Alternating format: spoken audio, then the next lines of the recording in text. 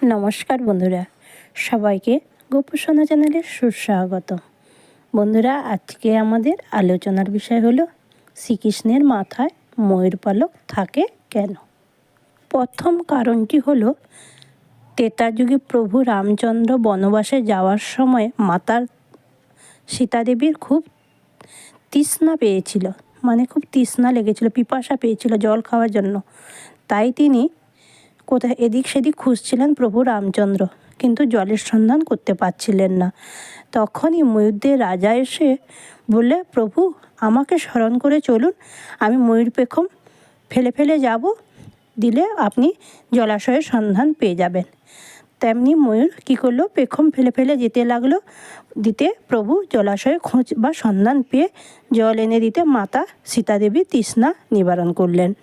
তখন প্রভু রামচন্দ্র ময়ূরদের রাজাকে কথা দিয়েছিলেন, আমি যখন দাপর যুগে আসব বৃন্দাবন লীলার করতে, তখন তোমার ময়ূরপুচ্ছ আমার মস্তকে আমি ধারণ করব।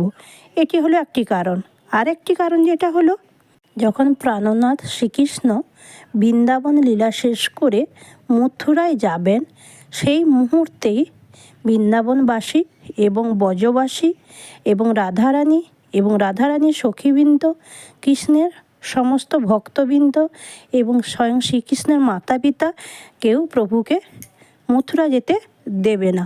তাই জন্য প্রভু ছল করে, একটি লীলার ছল করে, তখন সাপের রূপ ধারণ করে যমুনা নদী পার হচ্ছিলেন। সেই সময় এমনই রাধারানীর প্রেম ভক্তিতেই তিনি বুঝতে পেরে গেছিলেন।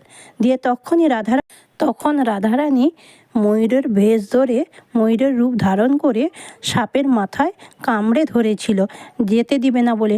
সেই এই লীলার ছলে যে শ্রীকৃষ্ণ যে যমুনা নদী পার হয়ে মথুরায় যাচ্ছিলেন, রাধারানী বুঝতে পেরে গেছিলেন। তাই ময়ূর রূপ ধারণ করে শ্রীকৃষ্ণের মাথায় সাপের মাথায় কামড়ে ধরেছিল, যাতে যেতে দিবে না।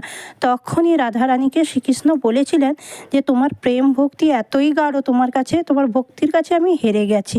তাই তুমি ময়ূররূপ এত কষ্ট করেছ, আমার জন্যে ময়ূররূপ ধারণ করেছ, তাই আজ থেকে তুমি আমার ময়ূরপুচ্ছ হিসেবে মাথায় থাকবে সর্বদা। এই কারণে শ্রীকৃষ্ণের মাথায় ময়ূর পালক থাকে।